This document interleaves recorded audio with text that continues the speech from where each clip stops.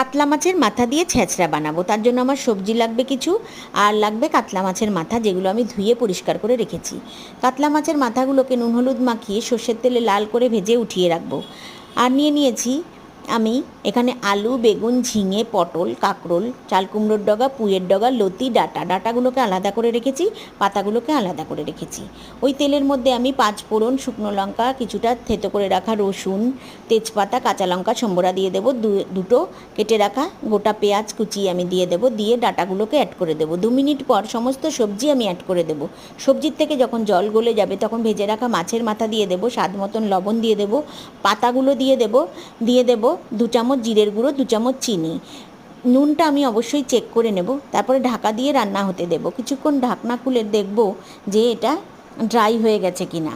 যখন দেখবো এটা মাখা মাখা হয়ে এসছে তখন আমি এটা নামিয়ে নেব। পুরো রান্নাটাই হলুদ ছাড়া হবে। আপনারা অবশ্যই একবার ট্রাই করবেন।